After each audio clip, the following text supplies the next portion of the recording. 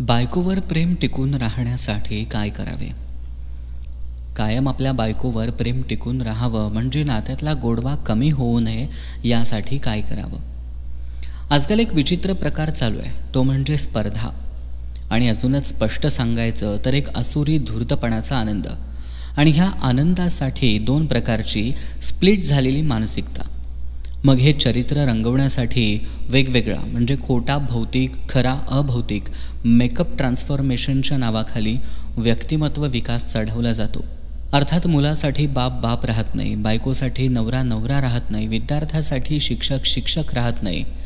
मग होतं काय? मुलगा बापाचा बाप होण्याचा प्रयत्न करतो, बायको नवऱ्याचा नवरा होण्याचा प्रयत्न करते, विद्यार्थी शिक्षकाचा शिक्षक होण्याचा प्रयत्न करतो. नेमकं काय होत असावं? बायकोच्या बाबतीतही अनेकांचं प्रेम कमी होत आहे. आपल्या आईवर 10 पट प्रेम करावं, कारण बायको ही आई होणार व ती मुळात आई असतेच. ती कायम पत्नी राहणार नसून तुमच्या जीवनाचा पार्ट 2 आई असते.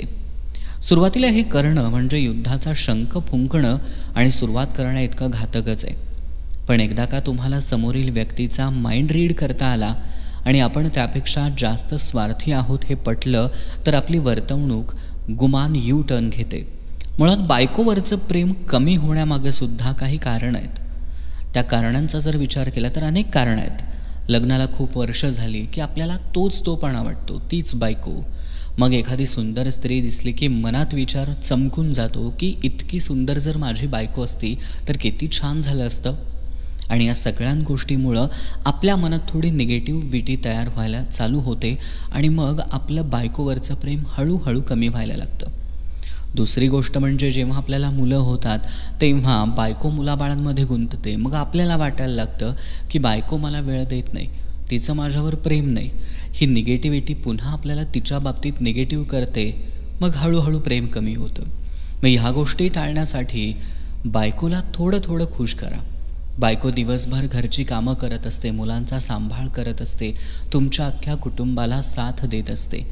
अशा वेळी आपण अगदी प्रेमानं तिला साथ द्यायची. भलेही तिच्याकडनं नकळतपणे जाणून बुजून नाही, पण तिच्यावर असलेल्या जबाबदाऱ्यांमुळं किंवा तिच्या ज्या काही दिवसभरातल्या गोष्टी आहेत त्याच्यामुळं आपल्याकडं तिचं थोडंसं दुर्लक्ष होत असेलही, पण त्या गोष्टी आपण पाठीवर टाकून पुढं चालत जायचं आणि तिला थोडं खुश करायचं.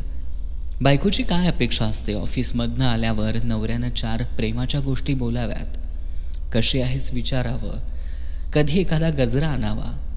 ह्या गोष्टींमुळं बायकोचं प्रेम खूप छान आपल्यावर होतं आणि आपलंही प्रेम तितकंच टवटवीत राहतं. म्हणून बायकोवर प्रेम टिकून राहण्यासाठी या गोष्टी करणं फार महत्त्वाचं आहे.